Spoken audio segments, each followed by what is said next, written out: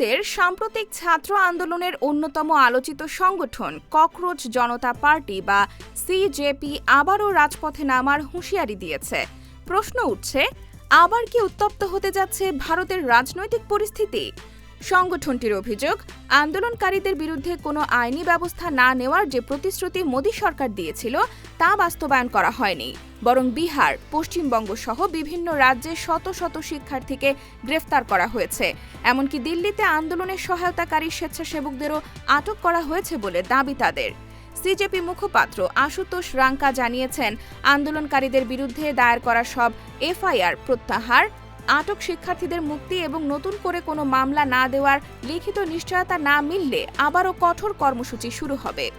উল্লেখ্য, কয়েক সপ্তাহ ধরে চলা আন্দোলনের পর শিক্ষামন্ত্রী ধর্মেন্দ্র প্রধান পদত্যাগ করলে সংগঠনটি তাদের ৩৭ দিনের অবস্থান কর্মসূচি স্থগিত করেছিল। সেই সময় সরকারের সঙ্গে আলোচনায় বেশ কয়েকটি বিষয়ে সমঝোতার কথাও জানানো হয়েছিল। তবে এখন সিজেপির দাবি, সেই প্রতিশ্রুতি ভঙ্গ করা হয়েছে, আর তাই তারা বলছে দাবি পূরণ না হলে আবারও রাজপথে ফিরবে আন্দোলন। এদিকে এই হুঁশিয়ারিকে ঘিরে নতুন করে রাজনৈতিক উত্তেজনা তৈরি হয়েছে। এখন সবার নজর কেন্দ্রীয় সরকারের পরবর্তী পদক্ষেপের দিকে। সরকার কি আলোচনার পথেই এগোবে, নাকি আবারও আন্দোলনের মুখোমুখি হবে? সেই উত্তর মিলতে পারে আগামী কয়েকদিনের মধ্যেই। ভারতের এই পরিস্থিতি কোন দিকে মোড় নেয় সেটিই এখন দেখার বিষয়।